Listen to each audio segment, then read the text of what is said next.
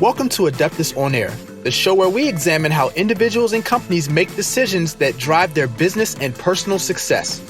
Each week, we connect with notable professionals who pull back the curtain on the industries that Adeptus has been on the cutting edge of for the last 30 years, including music, sports, and entertainment, as well as new emerging markets.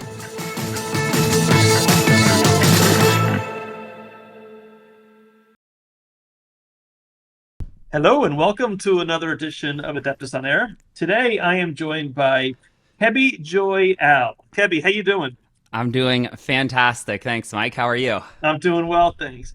Kebi has got quite the portfolio of things that keep him busy during the day. Kebi is the creator and host of the Kebi Cast, the podcast that he hosts, bringing engaging conversations with guests about all things related to life, love, and many other topics. And he is also the creator and founder of Sunday Cafe Records, which is an independent record label, full service, good vibe provider. I love that. Full range of music from house, Afro, Latin, disco, pop, gospel, reggae, and my personal favorite, chill out. But again, it is so good to have you here. All right. Yeah. Thank you so much for the wonderful introduction. I'm so grateful to be here. Yeah, it's funny when I see how you look right now. I totally think chill out. When I look at me in the collared shirt in the office, chill out doesn't necessarily come to mind. But I think there's a time and a place for all types of music. Exactly. So it's a very interesting kind of portfolio of how you spend your time, and obviously you're pretty young and so forth. So kind of give us a background how you got into this and kind of got you to the point that you are today. Yeah, I'd be happy to. And I know you just said I'm pretty young. I turned 30 last year, and I'm starting to not feel as young as I once did. So yeah, so that was a milestone for you. Yeah. In the same year that you hit 30, I hit 50. Okay, and how do you feel? Young? Well, it's funny. Obviously we're an accounting firm, and tax season for us just ended.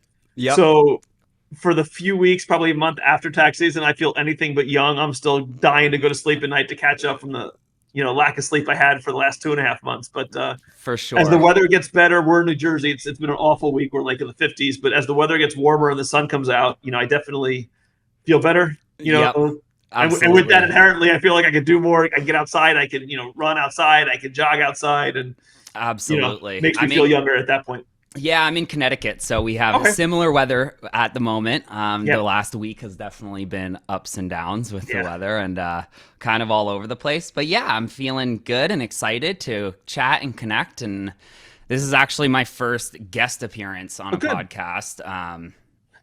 Yeah, so I'm in control, buddy, not you. Okay, exactly. Just keep that in mind. So I'll keep my questions to a minimum. I'm like, Mike, tell me your story. No one wants to hear my story, but I'll be glad to share it with you if you want. I'll have you on my podcast one day. Actually, that sounds good. There you go. But yeah, work is good. Work is good. The career is going well.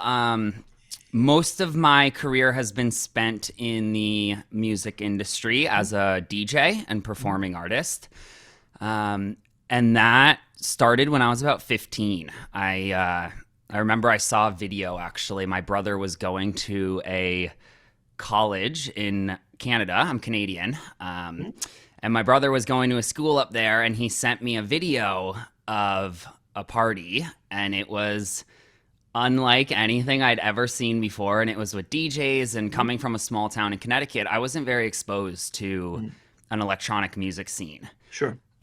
It was, if anything, there was a bit of a club scene in New York City that I was kind of familiar with, but it was really back then. I mean, we're talking 20 years ago now almost. It was more hip hop and more top 40 stuff, and not so much underground electronic music, although the birthplace of electronic music is a lot of New York and house roots and Chicago roots and all that. But I wasn't really exposed to it. So I got a video sent to me from my brother. I remember I was 15 at the time, and it changed my world. I saw that and I said, that's what I want to do with my life. That energy in the room is unlike anything I've ever seen. The fun, the joy, also the partying at that point was definitely a thing I was into, and it was very attractive, that side of it all. Paid and you could party at the same time. Well, that was the thing. It was like, wait, I can get paid to party and play music? Like, oh my gosh, like this is the dream.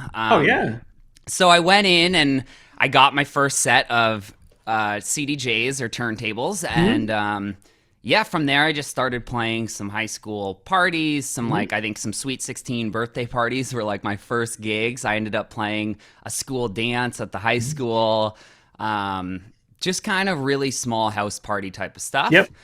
And then I moved to Florida to attend Florida State University, which was a short stint. The college university world was a bit tough for my ADD brain to handle. Sure. But that exposed me to a lot of music. Florida has an epic electronic music scene, and that was kind of, for me, just a more broadening of my perspective of that whole music scene. And that actually led to me moving back to New York and attending a school called Dubspot Academy, which was a music production school. It's no longer in business. I don't know exactly what happened, but I loved it. You shut it down. Yeah, I guess. Yeah, that's it. But it was a great school, and I got to learn all about music production and kind of the back end of sound design and mixing and mastering and all those kind of topics that no one really sees in the front end of the music scene. And that kind of led me to a place of working a little bit in Warner Bros. And Universal Studios with a friend, trying to write some stuff more in a pop radio kind of world. And I quickly realized that I was kind of just floating in this world of a lot of ego and money, and I don't know, it didn't feel that true or authentic to my nature. Yeah.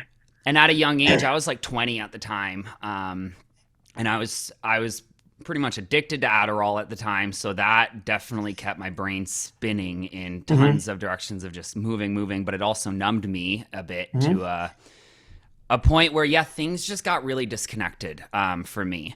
And the one thing, I was working part-time at a ski and snowboard shop, and I've grown up snowboarding since I was 8 years old. That's been my snowboarding and basketball are like the two things that I really, really just find a lot of value in life for mental health purposes. And so at about 2021, I decided I don't want to be in the music industry at all for right now. I don't want to DJ. I don't want to do anything involving music. I actually got to a point where I didn't really like music. I didn't even like listening to it. Because every time I would listen to it, I would be thinking, how did they make that snare? Or what is the reverb on that drum? Instead of actually just enjoying music. So that actually led me to moving to Aspen, Colorado, where I could just be a ski bum. And that was my plan, to pretty much be a ski bum until I died. At that point in my life, I was like, I just want to snowboard forever. Interesting life strategy. Yeah. And my mom, she was a great support system because she had traveled around that age, and she said, I support you being a ski bum, but maybe not forever. Maybe do that for a few years and and then you'll figure something out. But I've always had full support from my family, which I'm tremendously grateful for. So I ended up moving to Aspen, Colorado, and that's where I took a break. Again, I wasn't even looking to get back into music. I worked in a ski shop. I worked in a snowboard shop. I was tuning snowboards and riding every day and partying really, really, really hard for a number of years. And then that's when in Aspen, I started going out and realizing that there was no good music to dance to. And I was like, wait, where's the good music? This is an international town. There's so many cool people here. Right. Yet I can't find anywhere that I feel connected to musically. And that's kind of what led me into all right, I feel like I need to play music for this town. It was almost like I felt in a position of was an obligation. Yeah, like I was gonna use that word obligation, but it's a little intense of a word, I guess. Right. It was more of a calling. It was Yeah. It was a calling. So yeah, I jumped into that music scene actually with a buddy. I asked if he would want to DJ with me. He had never DJed before, but I didn't want to go into it alone. I think because I was so a bit scarred still from my previous experiences. And I didn't want to get lost in my own thoughts and headspace of it all. Yeah. So I invited a buddy on board and we started this DJ duo called Shaboys. And that took off. That was really, we played a bunch of gigs and it went really well. And DJing's like riding a bike. It's like you could take 10 years off and you still know how to work the decks and you still know how to, curate some music. So that was an interesting step back into the music scene that I wasn't really looking for. I wasn't expecting. It just kind of organically presented itself. And then from there, that's when my career really started taking off. I started, connecting with just more high-end party planners and event planners. I worked residencies all over Aspen. And then in the recent years, I've been traveling a lot of international kind of like high-end events. That you would see in like Vogue or these places and celebrities and stuff like that. So it's been a cool world to step into and be invited into. But the whole journey of drugs and alcohol for me was one that kind of really defined a lot of my journey. It was really the narrative of a lot of my life. Between the snowboarding culture and the music industry culture, I pretty much was like living in a world where I thought excessive partying was normal. Yeah. And not just normal, but encouraged and healthy and fun. And like, this is what living life looks like. Right. And that led me to a very dark place. I definitely started slipping into points of depression and tremendous amounts of anxiety. I couldn't even get to a club without taking a few shots of tequila before going to the DJ decks. And this lasted for years. And I mean, it was, when you're a DJ too, it's tough because everyone's so excited to give you something. Whether it's you're drink, the life of the party. Yeah. Whether it's a drug or a substance or cocaine or like whatever it is, like if someone has it, they're not just offering it to you, they're excited to give it to you. Yeah. And so that was where I was very excited to receive. And I was like, of course, like, yeah, we're all in this together. And it got dark. It got really dark for me. I remember I was DJing at night and I would just wake up the next morning and feel empty, like feel really, really empty. And it was the weirdest feeling for me because I was living my dream in a sense, yet I felt completely empty. Right. And that was such a weird juxtaposition to be in. Yeah, but how do you go from that emptiness to obviously now you seem very content, happy with everything you're doing. So was there a specific moment that was like your wake up call, like this doesn't continue, or was it a gradual process? Yeah, so I think it was a gradual process until there was a specific moment. And it started with drinking for me. I think drinking and alcohol was just so bad for my spirit, for my like youthful, energetic spirit. It was just like, it's a depressant, and I'm a genuinely pretty happy person. And that was really lowering my frequency. So I think it started with definitely trying to, I would take breaks and I'd say, I'm never drinking again. And I'd go 6 weeks without drinking. And then I'd slip back into it. And then I'd go 2 weeks without drinking. And then I'd say, why not? Let's drink tonight. And it was a cycle that lasted for a long time. And then there was one night that I'll never forget. I was in Tulum, Mexico, with a friend, and he had been sober for a while. And I had been talking to him about how I was feeling lost and just disconnected from music, disconnected from life. And he was like, why don't you come to Tulum with me? We'll go to some parties for a week sober, and we'll just like really connect to people, music. And I had never been to Tulum, and I was like, okay, sweet, let's do it. Sure. So I went there, and we did a week of parties and stuff, but we weren't partying. We were just hanging out, and it was it was the first time actually that I'd been with someone and actually committed to having fun, because usually I would be like, oh, if I'm not drinking, like, I'm gonna stay home. Like, I'm not, what's the point? Yeah, what's the point? Like, so that was cool for me to step back into that world and actually enjoy and see a new culture without the lens of alcohol and drugs, because every time I've traveled before then, it was filled with drugs and alcohol and all that. And I remember I was at a music festival, and it was like after a week of being there, and it was the biggest party that we went to, and we met up with a few friends, and they were heavily using a lot of substances, but in a fun, bright way. And that's why I don't have anything against substances or alcohol or anything. It's just I'm the type of person who my relationship to them became very, very toxic. Sure. And I became very dependent and very addicted, for lack of a better word. And I remember walking into this festival, and I had this thought of, I deserve to be in a mind-altering state because this is what people do to have fun. And I've been good. I've been on this journey of sobriety, and I've been doing all the right things, and now I deserve to let loose and have fun. It's the adage, someone who's on a diet who says, you know what, I've been good, I'm going to have a cheat meal tonight. And they're going to have 4 cheeseburgers, 3 milkshakes.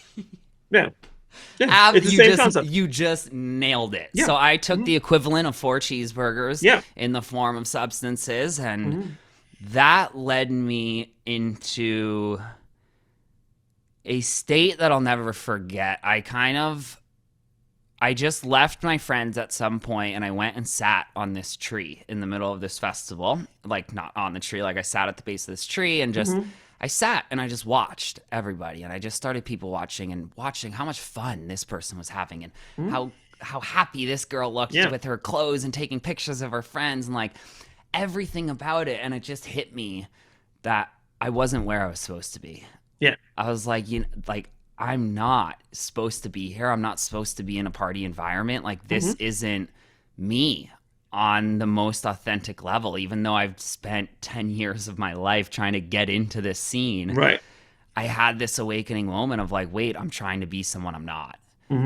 And that shook me to my core. It was insane. And the sun rose. I pretty much sat and meditated on that tree. And I'm not talking like eyes closed, like Buddhist meditating, just meditating in thought.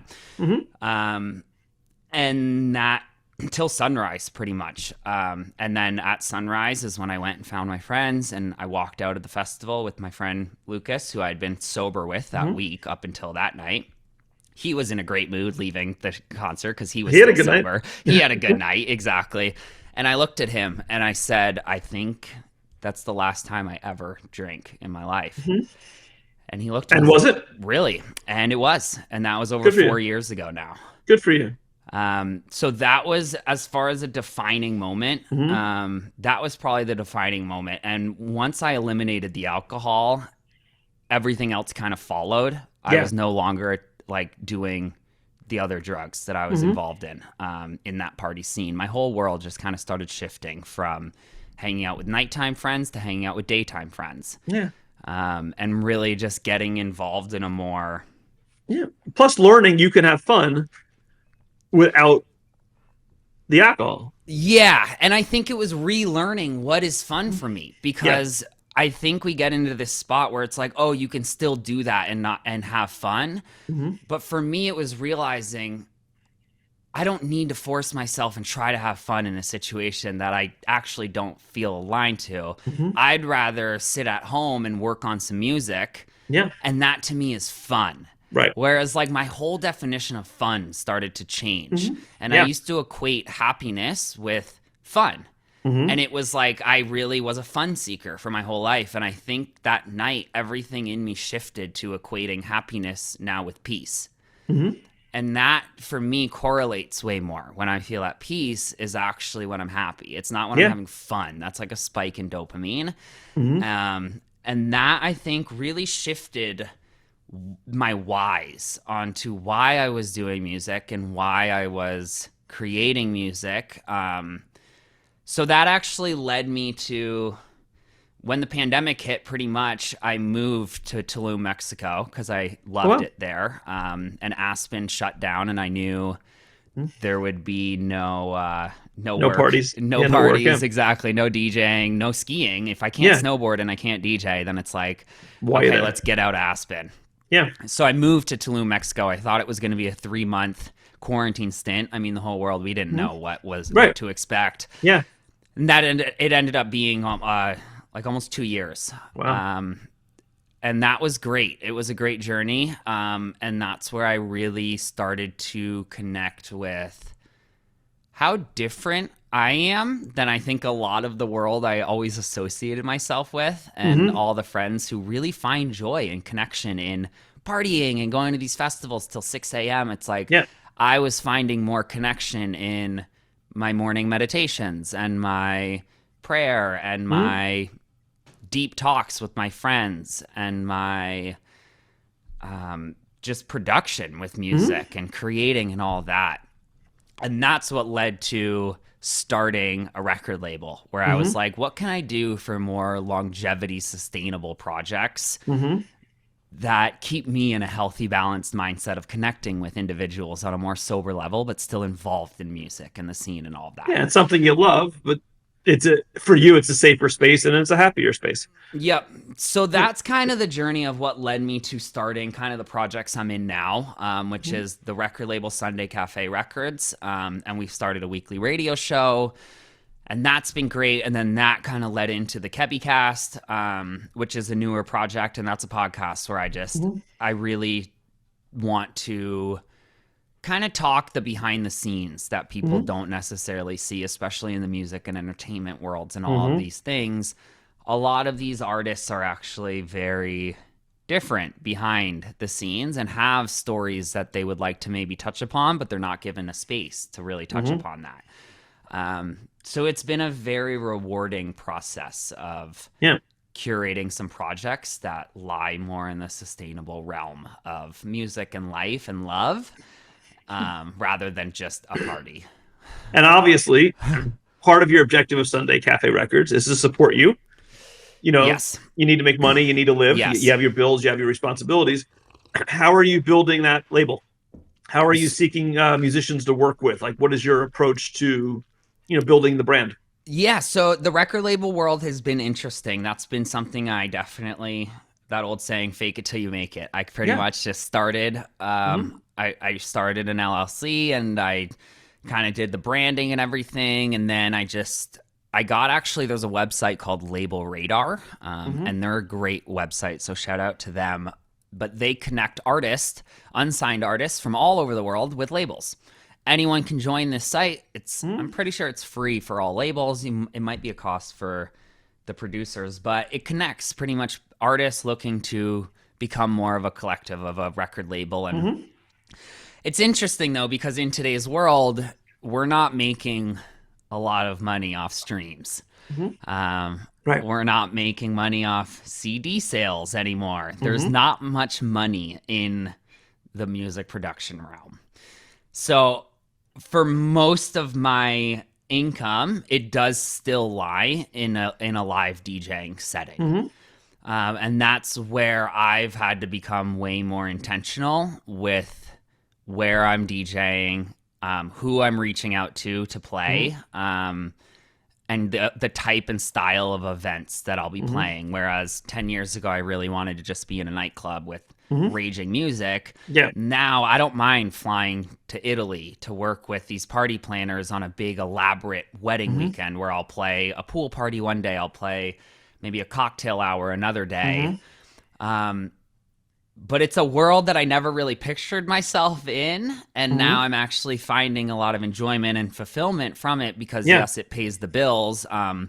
But it's also just a space of more love and intentionality. So it's been, I think the income part as a gig worker, as any gig worker can relate to, it can be challenging at times because there's periods sometimes where I'll have no gigs.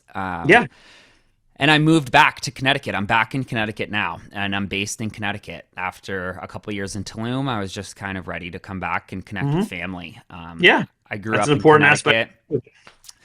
So yeah, it was after Colorado for 7 years, and then Tulum for 2 years. It was like a decade since I've really spent good time with my family. And yeah, so I moved back to the Connecticut area, and in this area, it's funny, I haven't gotten involved. There's not much of a local electronic music scene. Right. So now it's interesting. I don't work where I live. I am consistently just getting on planes to go work, which at some point is cool, but it's also kind of exhausting at a certain point. And that's where I think the record label, the podcast, it's more of these long-term growth projects that I have in mind, where over time, whether it's a year or two, maybe even 5 or 10, I'm hoping that will be the more sustainable source of my income. Because I'd love to get to a level where I don't have to DJ, and it's more of like I can just DJ when it feels aligned and appropriate and all of these things. Are you able to use your DJing gigs as a way to leverage your other businesses and to help those grow? Meaning, is that exposure of any benefit to you in those other channels? Yeah, absolutely. And I think the exposure is just crucial. It's just putting ourselves out there in a vulnerable way. And I think every gig I've ever played has somehow led to something, even if it's one fan or if it's another gig. And that is, I think, something that I definitely try to remain in touch with, is saying yes to all the opportunities that feel somewhat aligned, knowing that even though maybe this isn't the dream opportunity, it could lead to the dream opportunity. And the dream is really, it's a string of opportunities that sustain life. And, you know, income is a part of that. So I think it's been a challenge, to be honest with you. There's been points where I definitely feel a little defeated and lost. And I will say it really, really, really helps having a sister-in-law who is an accountant. It does. I have an accountant in the family, and that has been the biggest blessing for me. Because I can dive in with her to a world of finances and even taxes and that stuff. I know you just mentioned tax season, and right away I thought of Emily. I was like, oh yeah, I know that world. So yeah, I think that's been an interesting journey for me, is getting more in touch with the sustainable growth side of the financial world, but having an accountant within the family has really helped with that aspect. So where do you think Sunday Cafe Records will go? Oh man, good question. You know, I don't exactly know, and I don't want to live with any expectations. But the way that I envision it is, at first, I think I like most other record labels, they throw kind of these events, and they'll either have like a stage at a festival or like like a party or something. But as I've gotten more and more out of the party realm, I'm not really attracted to those environments. So I don't really want to be curating parties. It seems as someone who doesn't like partying. It's like, so I think for me, the way that I see it is the dream, and I'll just kind of put this dream out there. I think it's healthy to plant seeds, even if they're pretty far out. But my dream is to have a few different flagship locations. So there'll be maybe like a Sunday cafe in New Fairfield, Connecticut. There will also be a Sunday cafe in downtown Aspen, Colorado. Maybe one in Tulum, maybe one in Ibiza, one in Spain. And these kind of flagship locations are going to have a radio kind of booth with a DJ set. So it'll be live streaming radio shows with also a podcast studio.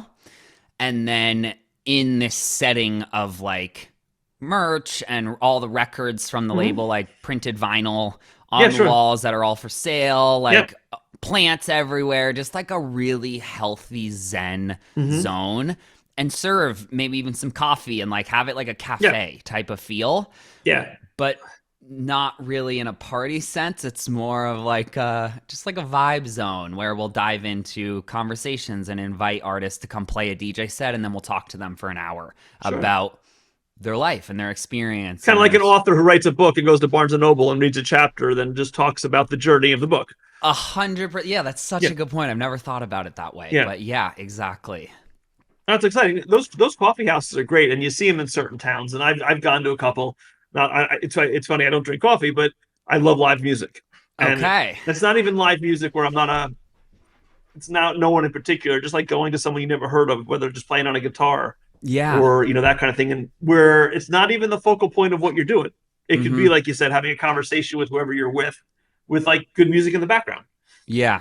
And when a song catches your ear, you stop and you listen to it. And when the next song comes on, you go back to the conversation. And it's, one of those things, Yep. whether it's a meal or just a drink or, whatever it is, it's a fun vibe. It's like you said, it's a relaxing vibe. It's a stress-free couple hours. Yeah, exactly. Yeah, a little bit less stimulating than the typical kind of environment we think about music and partying and all that in, Yeah. I mean, I went to I know you said you didn't last long at college. I went to a school similar to Florida State. So I went to Penn State. Okay. So party, party big school. Party school for sure. And I spent 4 years, and I don't think I had a sip of alcohol in 4 years. It was wow. It was just never important to me. I came from a family that no one really ever drank. We had a stocked bar in the house, but I think it was like free alcohol you got as presents my parents would get. So we had a stocked bar, but I never saw my parents drink. It was never important to me.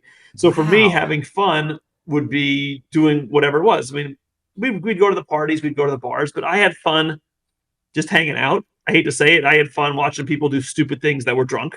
Yeah. Like that was entertaining to me. Yeah, absolutely. And I also felt really good the next day when all my friends had headaches and felt like crap on a Sunday. Yeah. And I was able to go about my day, whether it was studying or doing something else, because I didn't wake up with that hangover. Yeah. And did that stem from an earlier journey where you had felt hangovers and you were like, No. I don't want to feel this anymore? No, I'll sound like a complete loser. I've never been inebriated in my life. Wow. I've never had that. Call it maybe it comes from being a control freak, and now you can psychoanalyze me. But I just never wanted. I always like to kind of be in control. Yeah. And I always felt alcohol would be a way that I wasn't in control of myself. So, and listen, there were a bunch of situations. I still joke with my college roommate. I still see him now where he would get himself in not the best situations. And I would say it's a good thing I was there. Yeah. Because I was able to rectify what potentially could have become a bad situation. Absolutely. And so forth like that. So, yes, I think that was the main driver behind me. Yeah. But like you said, you can have fun and you can enjoy your experiences without being under the influence. Yeah, sure. It's a different fun. It is. It's a very different fun. Yeah. And I think that takes the vulnerability of being open to change and being open to what the world calls fun maybe isn't what I think of as fun. And that's okay. And this is what I always said, people have a drink. But to me, having a drink is having a drink. To me, drinking should not be an activity. So when you say to someone, what are you doing tonight? Oh, I'm drinking. That's such a good way to put it. To me, that's not an activity that you're spending your night around drinking. That's to me, you can go to a party and have a drink. And to me, there's a big difference when the focal point of what you're doing is, I'm drinking tonight. Like, you don't say to someone, what are you doing tonight? Oh, I'm eating tonight.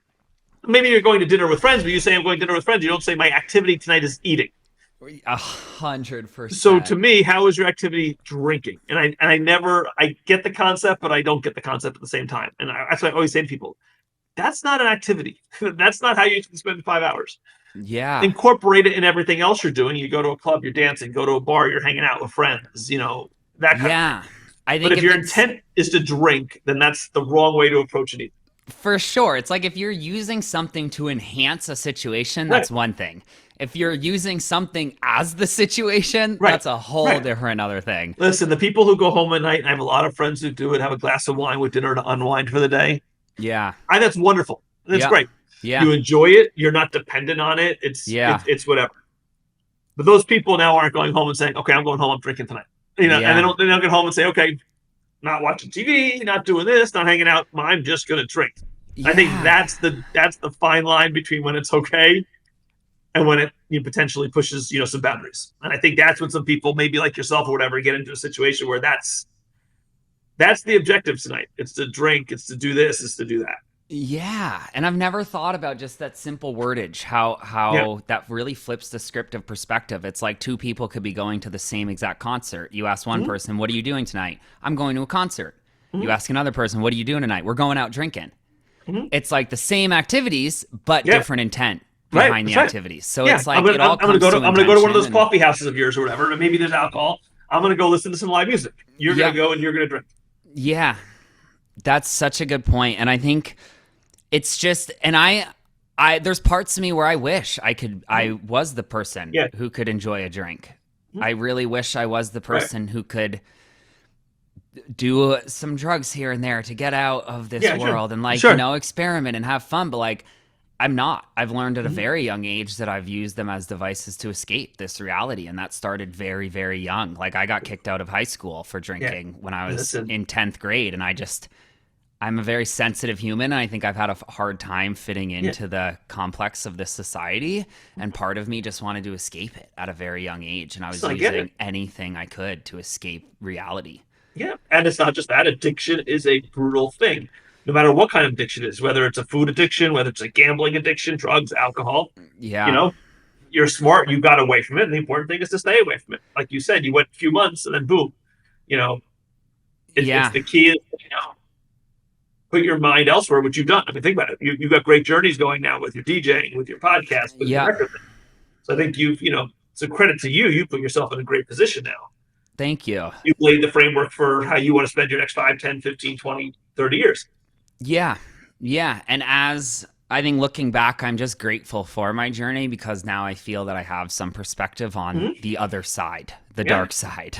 And it's just, I really do think that anyone who's struggling with addiction, I would say don't get too caught up in the relapse because the relapse sometimes is actually the biggest step forward we can take because it shows us some insight into why we're doing what we're doing, why we're on the new path that we're on, and how crappy that old way of living actually was. Yeah. And what do they say? Really sometimes the biggest successes are the result of the biggest failures. Yeah, 100%.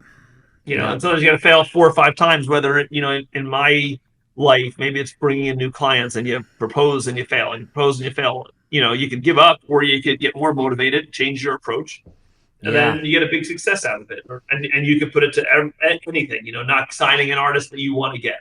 Yeah. You know, not necessarily doing the ideal party you want to do for a DJ. You know, Yeah, and I think it's cool the record label how it just when signing new artists, especially artists that haven't been signed to record labels.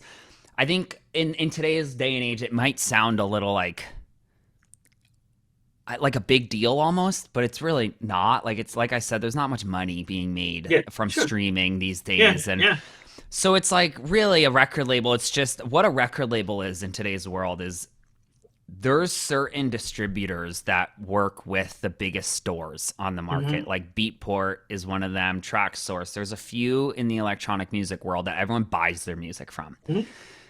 There's only a certain amount of distributors that are allowed to distribute music to them.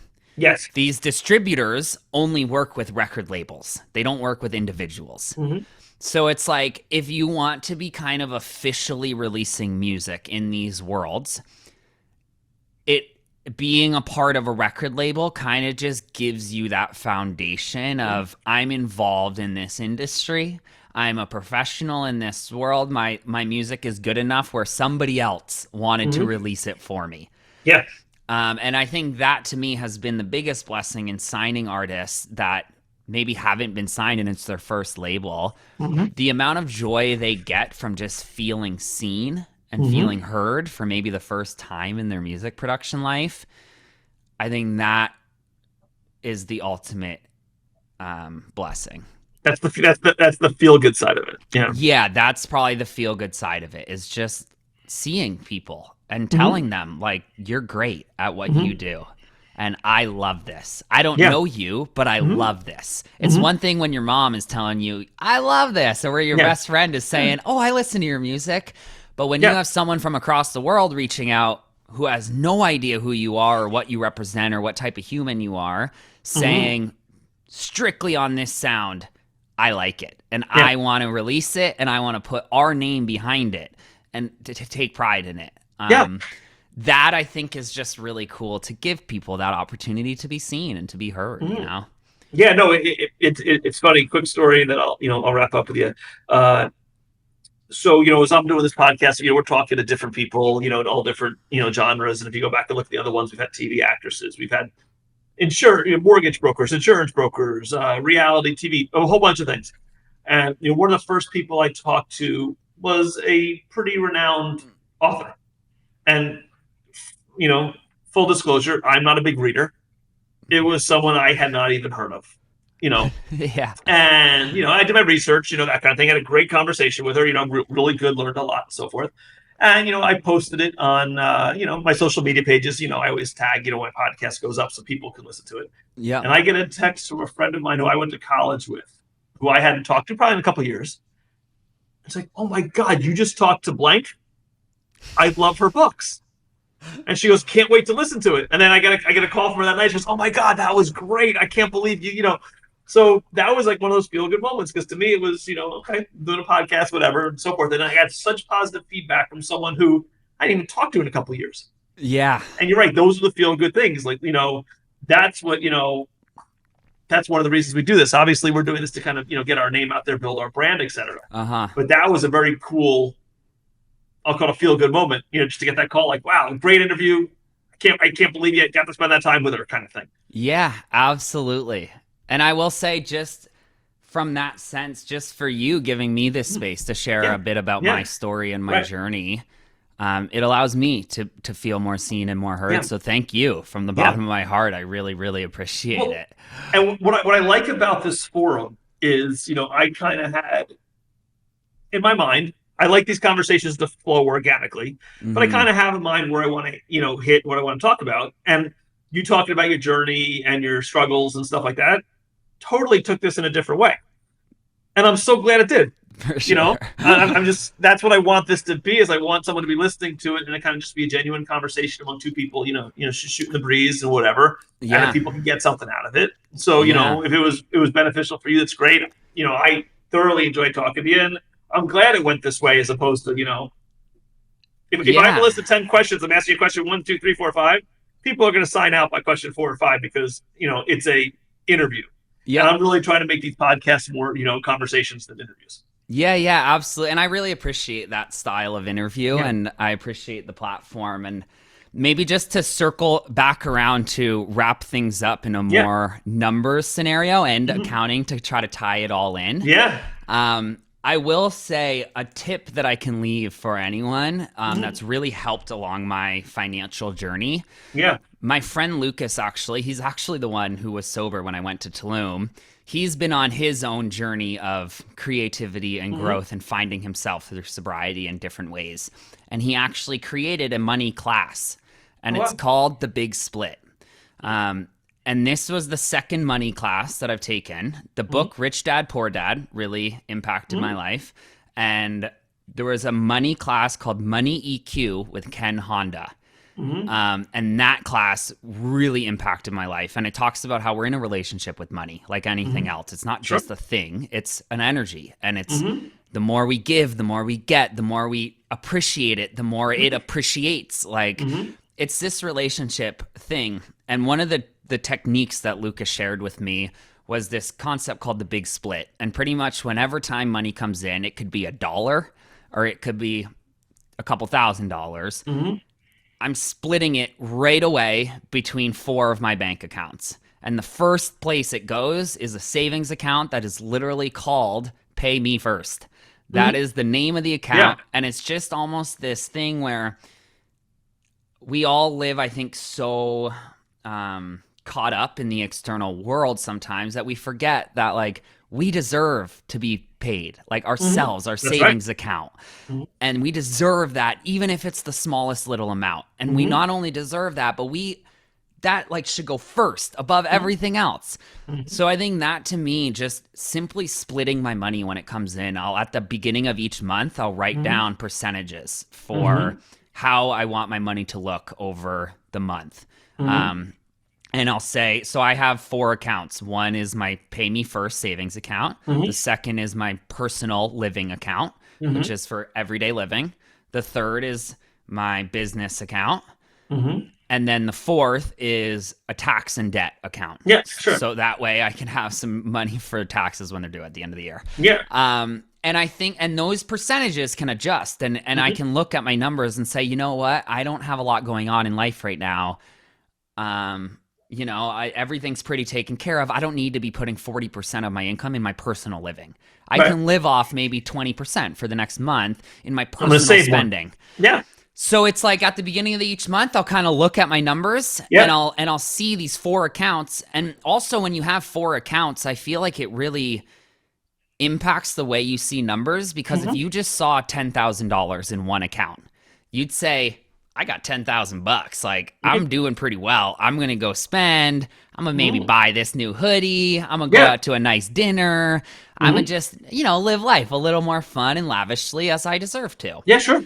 But all of a sudden, if that $10,000 is split between 4 accounts and you only have $2,500 in each account, that doesn't look as much. When you're like, oh crap, under $2,000, I'm going to start getting charged a monthly fee in my Chase business account because I'm supposed to have over $2,000 in here. All of a sudden, this $2,000 number, I don't want any of my accounts getting below that. So it almost sets me into this motion of like, okay, I don't like how the numbers look across the board right now. Sure, if I add them all up, it looks like a big number, but it kind of tricks my mind into being like, let's slow down for a sec. Yeah. And it's a great lesson. Yeah. It's forcing you to be disciplined. Where people that need that, and it's a great approach. And you know, having the tax money is great because I have too many clients, especially some of the young people I deal with. You know, when they owe money at the end of the year, like, I don't have it. I'm like, well, you had it at some point because you made the money. Yeah. So, and then it's that issue. Then you fall behind, and then now you don't only owe what you owe. Now you owe interest, and now you owe penalties, and now you can't get ahead for next year because you're still catching up for this year. Yeah. And it really does pile on and pile on. Yeah. So the discipline is so important. I think in a physical way and in a mental way. You know, it's just that stress just continues piling on as well, and that'll lead to irrational decisions. So tell me where people could find you across social media. Yeah, so actually, probably my website, www.kebi.love, is where you can find a bunch of Spotify playlists, and my radio show is up on there, the Sunday Cafe radio show. The Kebi Cast is on there as well. SundayCafeRecords.com is where you can find all the releases on the label, the artists that are a part of the label. Again, the radio show is on there. I've actually been on a journey of no social media. Okay, good for you. And that's been a new one. I had again, it was just like a substance to me. It was no different. I had a toxic relationship with it. Yeah. And I said, for me and my journey, I think abstinence is the only option. So we'll leave it to your website. That's good enough for me. Yeah, I did. YouTube as well. I have a YouTube channel at Kebi Vibes. And then at Sunday Cafe is the YouTube for the thing. But yeah, thank you so much for this time. I gotta give my disclaimer that this podcast is purely for entertainment purposes and should not be deemed to be any financial advice, rehab device, dependency device, or anything like that. Yeah. Just take this as all educational, informational, and most importantly, entertainment.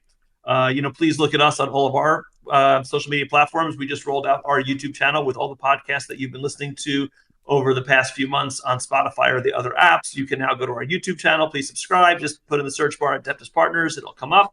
All the podcasts in the past few months will be going on one or two every week. So we'll be catching up, and then weekly we'll be having a new one on there. So please go there and subscribe.